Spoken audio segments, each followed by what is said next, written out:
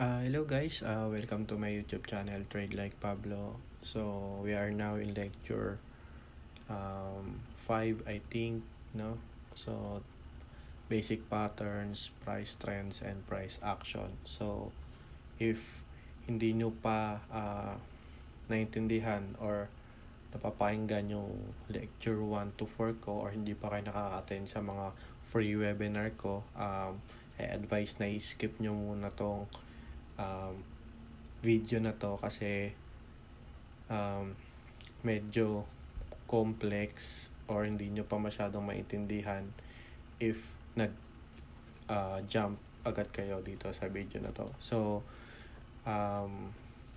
kung napakinggan nyo naman yung 1 to 4 or naka-attend kayo sa previous session ko, so ito na yung time nyo para makinig sa lecture 5. So i-record ko na lahat ng mga ituturo ko, lalo na sa roadmap kasi doon tayo nakafocus. And ayun, thank you sa lahat ng mapunta. So let's start.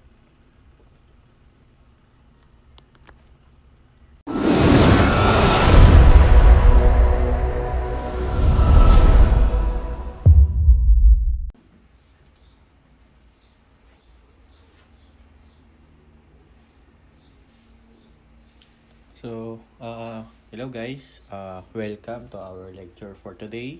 So, we are now in fourth session, basic pattern, price action, and price trends. So, ngayon, nire-record ko na siya kasi ang dami nagre-request kasi minsan, yung mga nag-register dun sa link na nilalagay ko, hindi rin nakaka-attend siguro sa emergency or busy sila. So ngayon, re-record ko na lang para na rin convenient sa akin na hindi ko na siya explain live. So lahat ng mga sessions na susunod, i-record ko na. No? So again, thank you.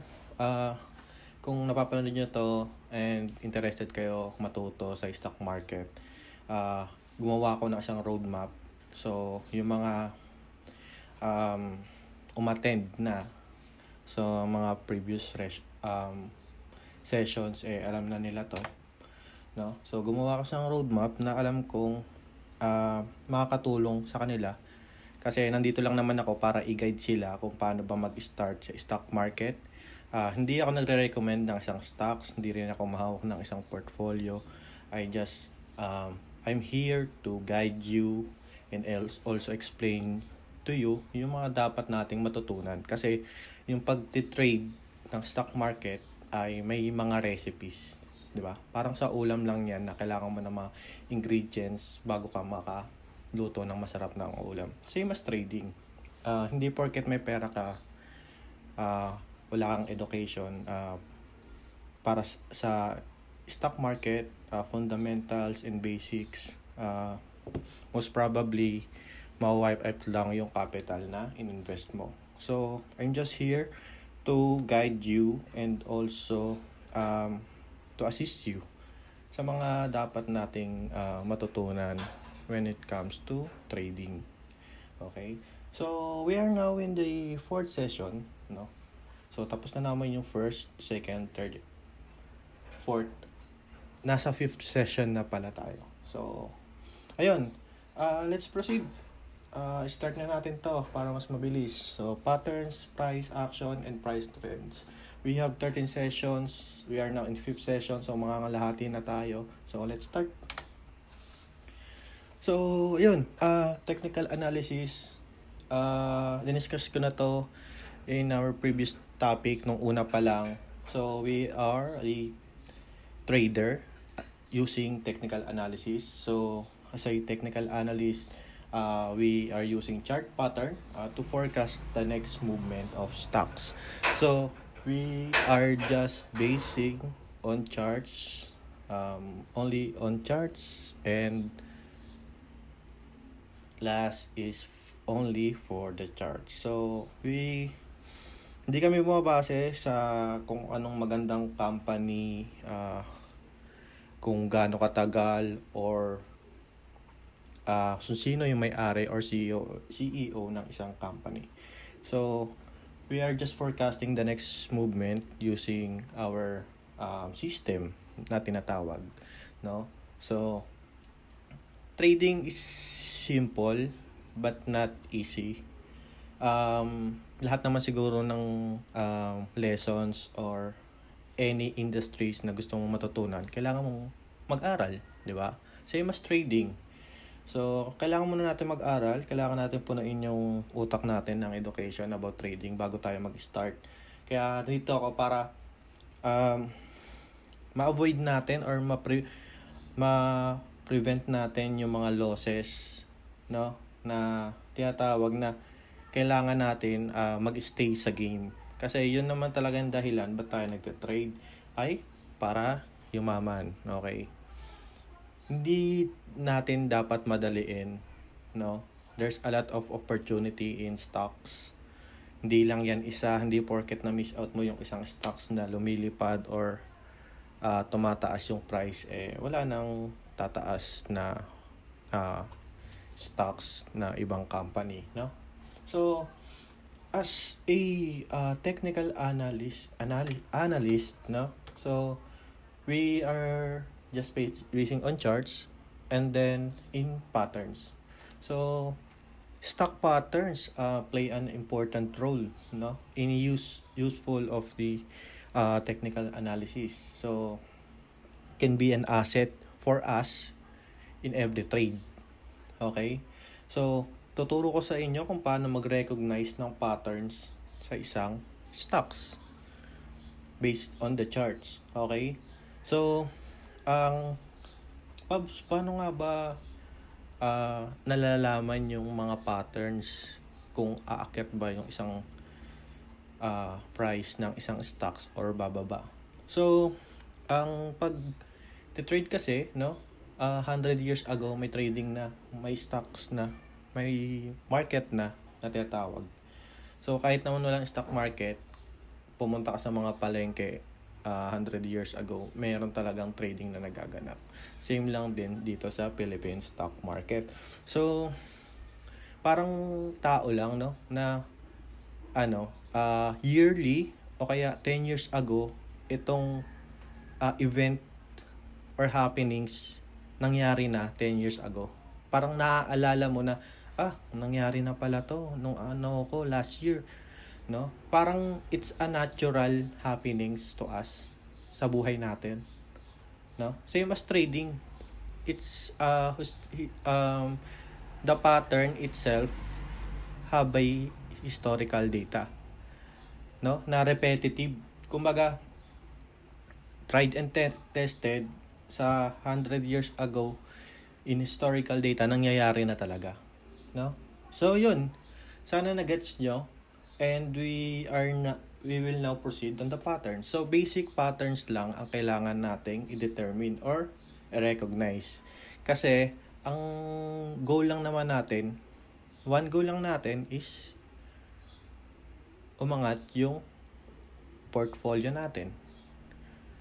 Kumita sa isang stock market. Tama? Hindi natin kailangan malaman lahat para kumita. So, parang nasa gera ka lang, no? Na kahit ang dami mong dalang weapons, hindi mo naman magagamit lahat yan kapag nasa actual battle ka na. Same as stock trading.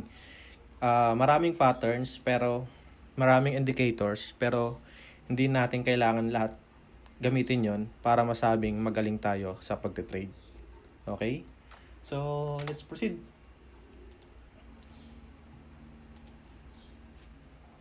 Yeah. So, na-mention ka rin naman, pattern is the integral step when looking for market trends and predicting the next movement.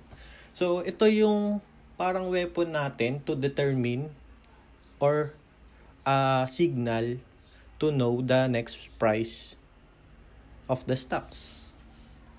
Okay? So, ayun, ang mga tuturo ko lang is yung mga basics, and then since nag-start pa lang natin, hindi natin kailangan maging komplikado sa isang pag-determine ng isang patterns. Ang kailangan lang natin ma-recognize natin ng tama na yung patterns na yon ay same na sa ituturo ko. Okay? So, let's proceed. This is the basic patterns triangle. Okay. So, there are ascending triangle, symmetrical triangle, and descending triangle. Okay. So, in historical data, in stock market, sabi natin 1 week ago, 2 weeks ago, 3 years ago, a decade ago, no, century ago, this pattern happens, no. Madalas tong nakikita sa isang charts, no. So, sabi ko nga na parang sa tao lang yan na in this event nangyayari yan, umuulit at umuulit. Same with the trading. Kasi sino ba yung mga nagtitrade? 'Di ba tao din? Banks, large institution, big time trader, average trader, small trader, lahat yan tao lang din nagtitrade. So, triangle, any patterns, there are psychological event na nangyayari. So, in this pattern, no, sa triangle, how do you recognize these patterns? So, as ascending triangle, ang una nating kailangan makita dyan ay yung resistance. There are resistance na same price or isang diretso lang siya. And then, the price of the support are going uptrend. Okay? So, sa isang chart, ang kailangan para makuha natin yung ascending triangle, yung resistance line are just equal price. Or kung hindi equal, yung area of resistance niya are not volatile. Okay? Ibig sabihin, hindi kailangan na sumobra or mag-overshoot yung resistance niya na makikita mong hindi na pantay. So, it's dapat pantay lang siyang ganito. Okay? And then, the support line are ascending. Okay? So, paakyat siya. Ayan yung ascending triangle. So, the psychology here are pag dumaan sa resistance yung price, yung mga buyers or mga sellers nagbabuy on that specific price, right? And then bumabagsak siya, but there's a demand on the support line. Okay? So ibig sabihin, paunti-unti kahit bumabagsak yung price, umaangat siya on the certain level. Okay? So anong explanation doon? Ibig sabihin, yung mga buyers, no? Yung mga buyers on the resistance line ay nag-aantay lang ng right time to break the new price. Okay? Bakit? Kasi hindi kayang ibaba yung price sa below level ng resistance. Okay? So, kahit bumabagsak siya on the specific time, tumataas yung support and then yung price. Ibig sabihin, yung mga big time buyers or large institution, nag-aantay lang ng tamang oras to buy on the breakout. Okay? So, same as symmetrical triangle. But, the difference lang, it's the same na triangle siya. The difference are the support and resistance, no? So, lagay tayo. The support, ito yung support, and then the resistance are converging each other until maipit na yung price. Okay? So, remember lang, no? Any triangle can be bullish or bearish. So, anong meaning nun? Every triangle na ganito, it can be going down, no? Na nagbe-breakout siya dito, or maybe it going up. So, paano mo ma-recognize? You can buy on the uh, breaking the resistance. Same with the support. Okay? Since nasa Philippine stock market tayo, wala tayong shorting, just buying lang. So, sometimes, if you are an aggressive trader, you will buy on this point once mabreak yung resistance. But, ako kasi, raise muna natin. Okay. Ako kasi, nagbabay ako on the safest level. So, anong ibig sabihin nun? Sabihin, once the price break the resistance, etong green na to, I will wait until the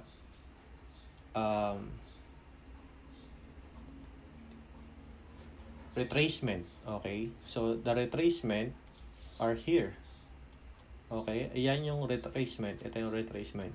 Kasi naniniwala ako na yung mga buyers na bumili dito, when they hit the breakout, some of them selling on this price. So, bakit? Anong goal ulit natin?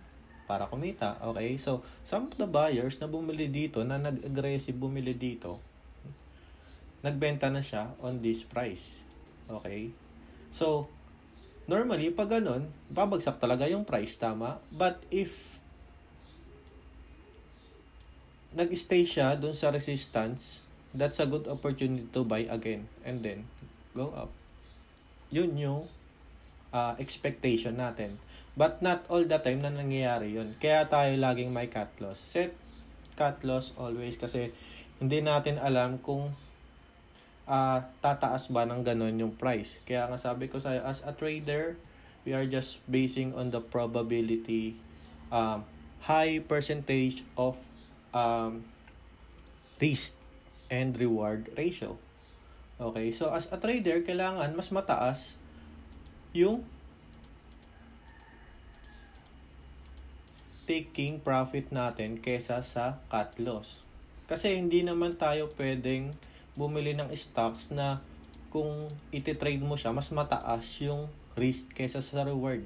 So, lugi ka nun. Parang business lang din yan na buy and sell na kapag binili mo, kailangan mo ibenta ng mas mahal.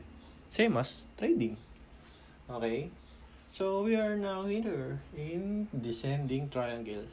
So, on the flip side now, kung nakikita nyo si ascending, the resistance line are just the same, or sabi ko nga, maliit lang yung area niya kung saan nababangga yung resistance. On the descending naman, nababangga siya on the support line. Okay. So, the buyer become a seller. And then, once na-hit yung price dun sa support, may bumibili na naman. And then, they converging again the resistance and support line. But this time, the support line area are have the same price. Okay? Unlike sa ascending triangle. Okay? Sabi ko nga, if there's no bullish or bearish here, but most probably, yung mga ganitong scenario, it's going up.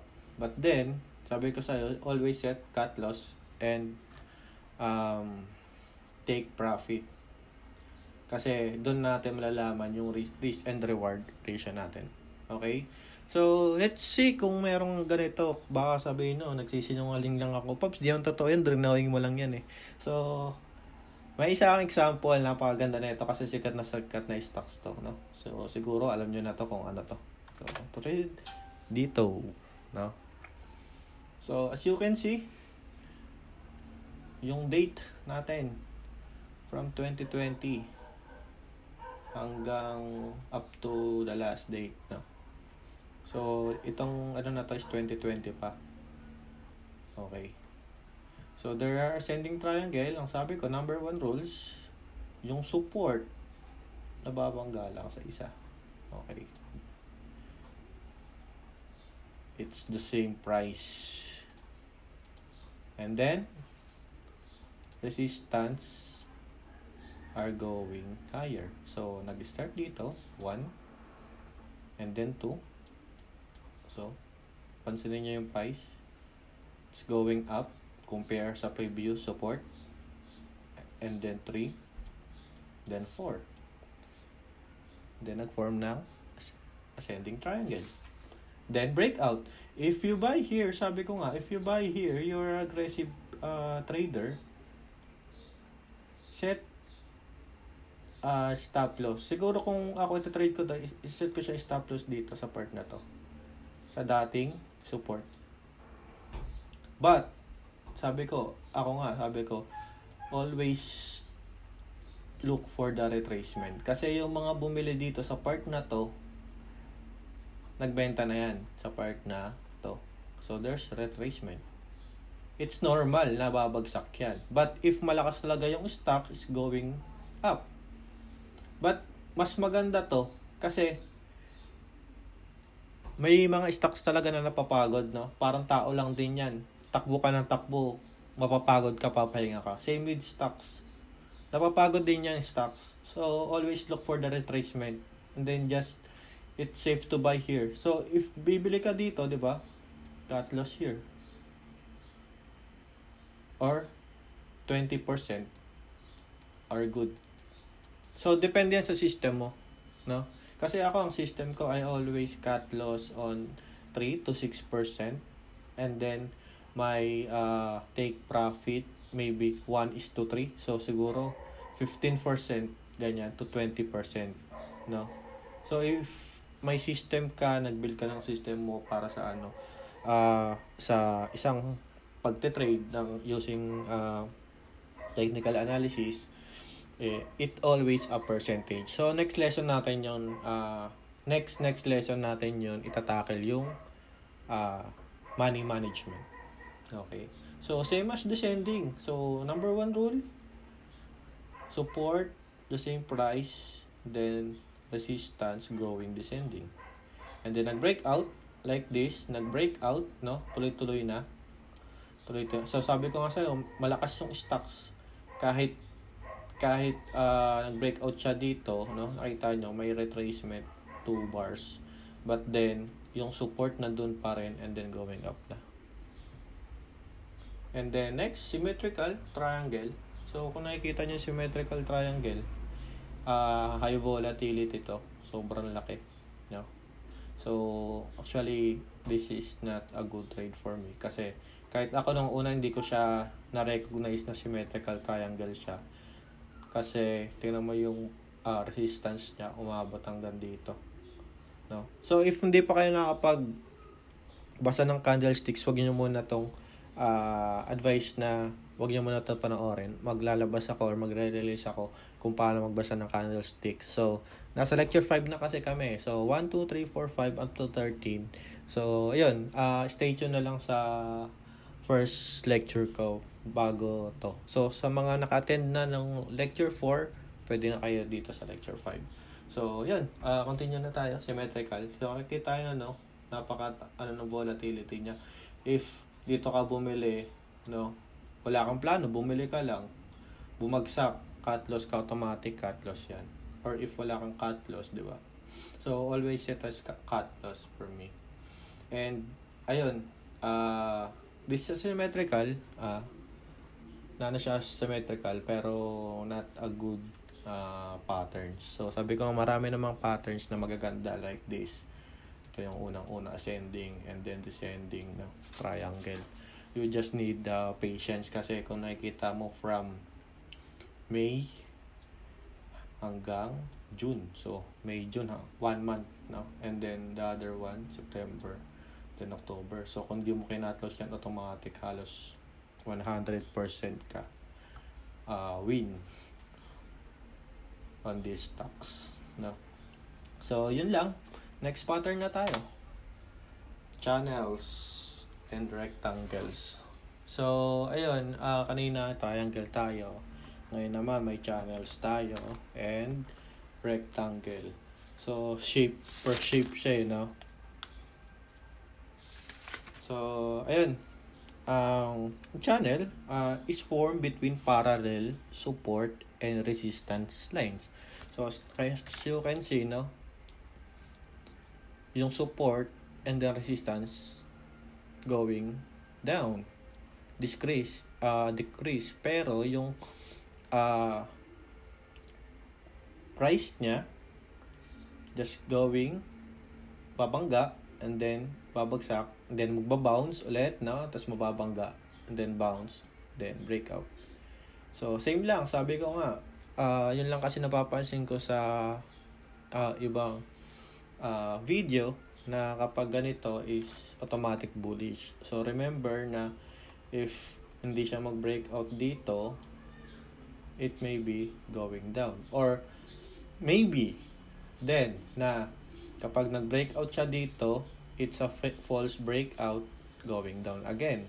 So I always look for the retracement before buy kasi if you are an aggressive trader, mas ano siya na di ko alam kung tataas siya or babagsak. But to be more safe, look for the retracement. Like what I'm always doing, no? So next is rectangles, no? So yung rectangles, same lang naman siya ng channels. Ano pinakaiba? The support and resistance are equal. Okay. So yung price movement niya just going up, down, then breakout or breakout pataas, no? So it's advisable na mag siya ng 1 2 support, 1 2 resistance, 3 it's okay, no? 3 acceptable siya, no? Wala naman tayong rules doon, but 4 and 5 kasi parang nananawa na kasi parang ang understanding ko kapag yung support and resistance tumama doon sa price na yon on multiple times, parang nagsasawa na yung buyers and sellers. So let's see. I have another sample, MAC. So MAC, ang alam ko kasi MAC din siya. So I'm not sure. Ay, iba ata yun, no? Iba ata. So yun. Anyway, so may MAC tayo and then BSC. Like I said, just rectangle. So lagi lang ganito, no, na do not expect na ganito ka perfect yung isang patterns. Okay? So kung nakikita nyo, hindi naman siya ganun ka perfect, but we recognize them. So these are rectangles, wedges. Okay? So ang rules lang, again, the support and resistance are going on the same level. Okay, na katulad nga lang ng rectangle. So dito kung nakikita nyo, 1 2 3 and then 4 times siya bumagsak doon sa support, and then sa resistance 1 2 lang, then going down. So ang understanding ko dito kung bakit nag-breakout na siya before nag-breakout na siya before. Then itong box na to, it's look like a consolidation. May pinilit na isang support, price na resistance. Kasi yung mga ganitong kataas na candlesticks kasi parang pilit lang siya, no? Pilit lang siya na bumili yung mga buyer, very aggressive, and then kung nakita nyo next day, bumagsak din. Okay, so nag-breakout siya below. Okay, so yun, sinasabi ko, hindi porket may square, automatic, bullish na siya. Okay, so this time, bearish siya dahil sa form ng candlesticks and also helps the price action of the stocks. And then sa wedges din, same din ng wedges, no? So kung kanina nakita nyo yung wedges natin pag ganito. So for now, the wedges paataas, no? Na ilang beses trinay 1 2 3 na mga buyers na pataasin yung stocks na mag-overshoot dun sa resistance, but they fail, no? And then what happened? the last support breaks the price of this support, no? So that's breakout. And then yung mga sinasabi ko, yung retracement. Nag-retracement siya and then bagsak. Okay. So, ayun. So, kung nakikita nyo dito, bumagsak na siya, huwag na kayong bibili. Porket mura siya, bibili nyo na, no? That's wrong. Always look for pattern. So, no pattern, no trade. Okay? Always remember that, ha? So, yun. Next, wedges. Sorry yung kanina. Channels yun. Channels. Ayan. Channels. And then, wedges. Okay. So, wedges are similar to triangle. Yung diniscuss ko kanina. No? This pattern are formed between converging support and resistance. Same as triangle. But yung support and resistance level neto, no, have a positive and negative slope. So, paano ko sabi yun? Katulad na ito, wedge continuation. Kung kanina, option are bearish and bullish. This time, yung wedge continuation, it can be bearish and then bullish. No? So, yung ganitong pattern are reversal pattern. What do you mean by reversal pattern? So, yung reversal pattern, yung kapag yung isang stocks ay pa-down, no? So, meaning downtrend, bearish, nananalo yung mga sellers. And then, wedge came in, may patterns na wedges. So, it can be reversal or start of reversal pattern. Ibig sabihin, yung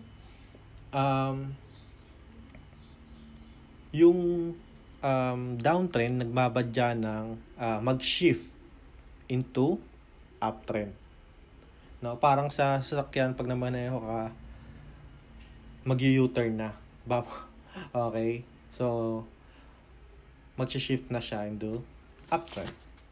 So, let's see. So, ito, BDO. So, yun. BDO, no? Blue chips. And then, Holcim. So, Holcim, ito yung mga company na yung sa construction. No? Yung mga graba ba yun? So, correct me if I'm wrong. So, as you can see, sa wedge continuation, sabi ko nga, wedge is a reversal pattern. So, as you can see, the price are uptrend. Ibig sabihin, maraming gustong bumili, maraming buyers, no? Mataas ang demand kahit anong price niya, no?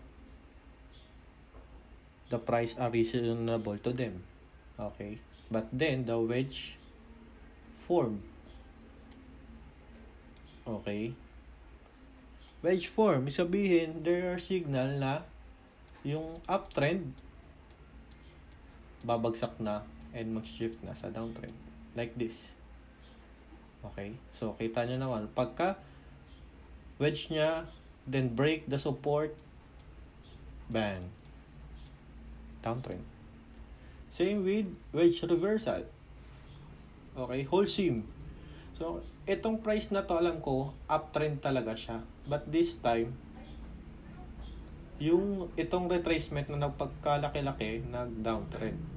Okay? So, breaking the resistance, going up. Okay? So, yung sellers na nagbebenta, hanggang kaya lang nila on that price. Okay? And then, umangat na.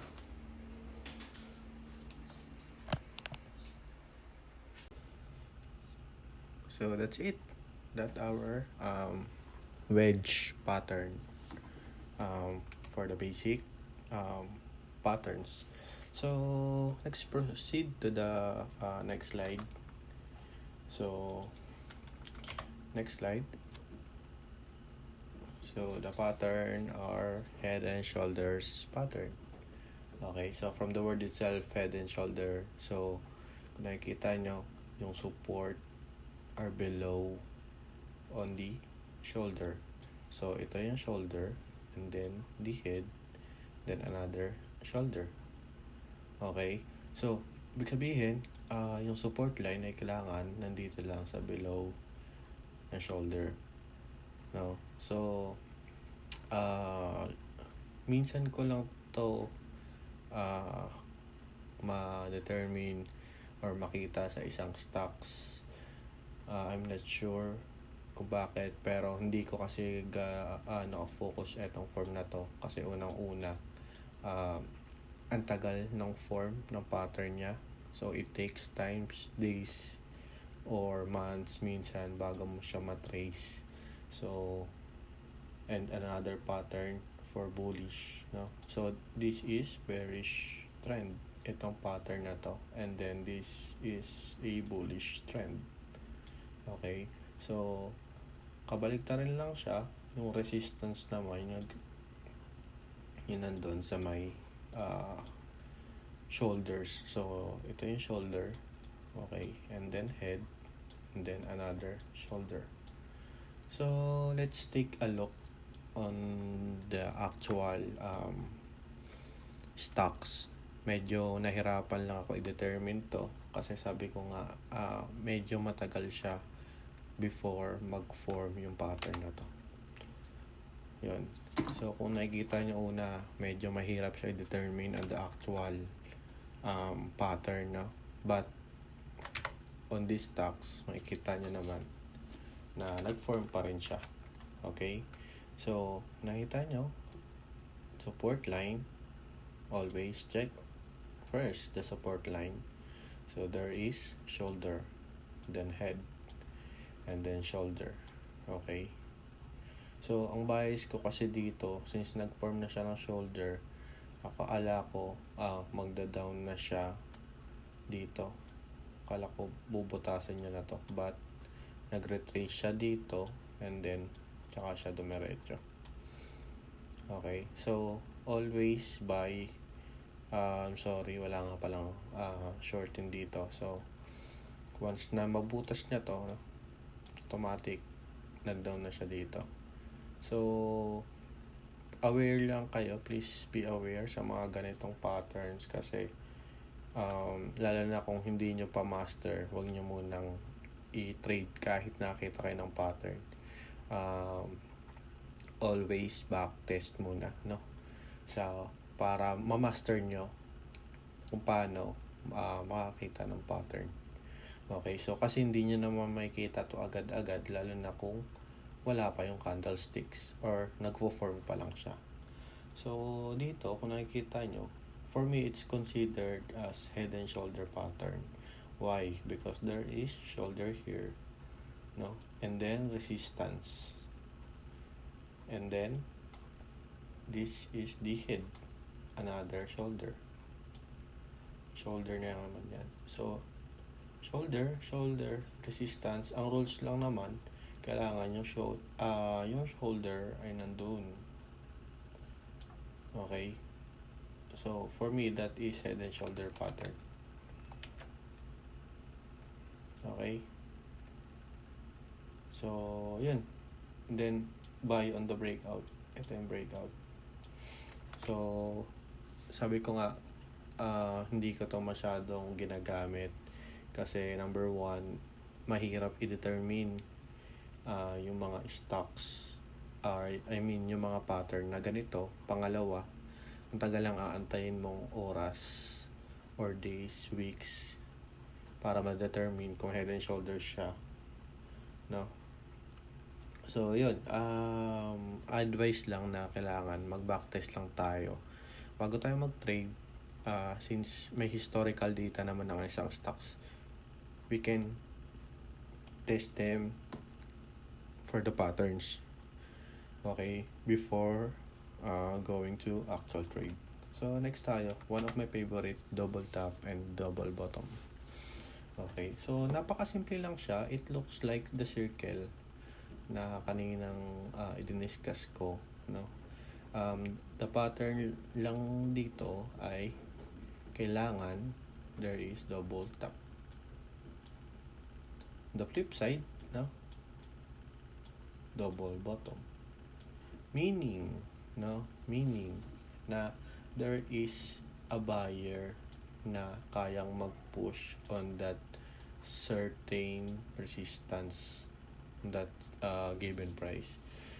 Sabihin, meron gustong bumili hanggang dito. No? So, sometimes, that's fake double top, bumabagsak siya. And then, sometimes naman, umakyat. So, buy on the resistance pag umakyat. Diba? Do not buy on this range kasi medyo delikado pa kapag dito. Very aggressive yun. No? Same as the double bottom. No? Kung ako, kasi ako breakout trader ako, sabi ko nga, buy on the breakout price or on the retracement. Okay. So, tingnan natin sa next slide yung mga double top and double bottom. BPI.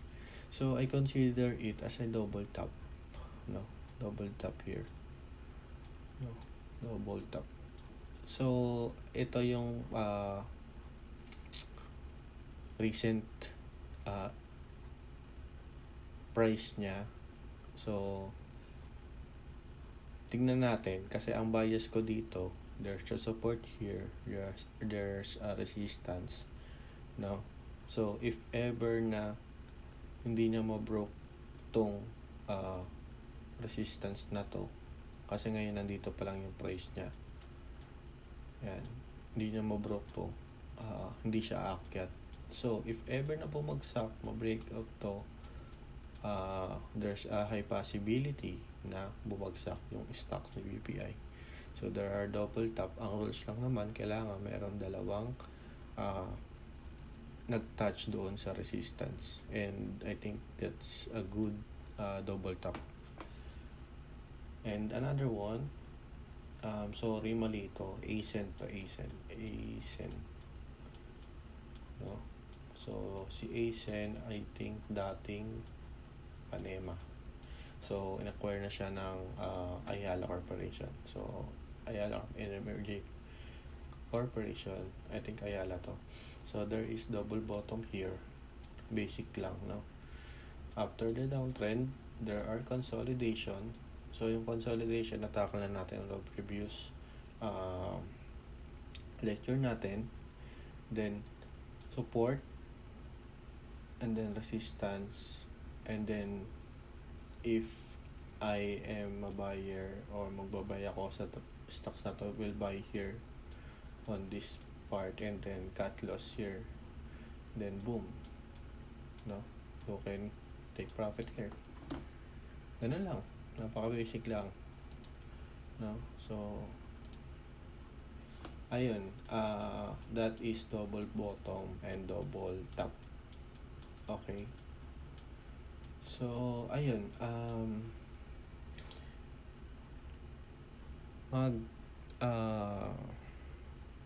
mag-scan pa tayo ng maraming stocks, no? Kung maaari.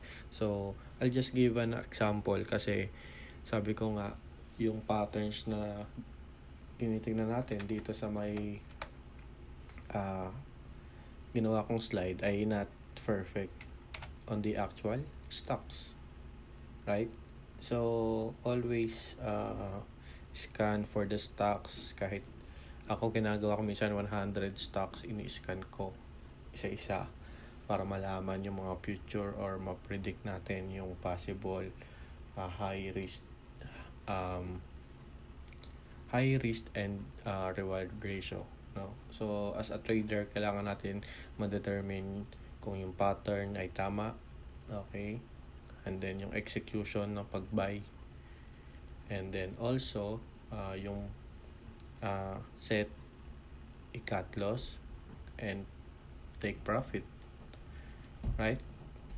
And then also kung yung stocks na yon ay magandang risk and reward ratio. So yun, next pattern tayo. So I think is last pattern. Hindi ko na masyadong dinamihan kasi medyo marami na ngayon, and honestly ako tatlo hanggang 4 na patterns lang yung sinusunod ko kasi hindi ko pa master yung iba tulad ng head and shoulders pattern, channels like that. So please select lang kung ano lang yung talagang fit sa personality nyo na alam nyo kaya nyong ma-scan ng mas madali and mas simple kasi like I said, ang goal lang natin is kumita and also yung risk and reward ratio natin ay maganda and yun, perfect execution lang. So last na slide na tayo, I think, no, triple top and triple bottom. So it's the same with double top and double bottom. So dito tatlo lang, no. So tatlong beses siya nag-touch sa resistance on the triple top, no. It can be up o kaya ganyan or it can be down. So pwede siya mag-bearish or bullish, no. Same as triple bottom, no, but this time nag-touch siya on the support line 3 times. 1, 2, 3.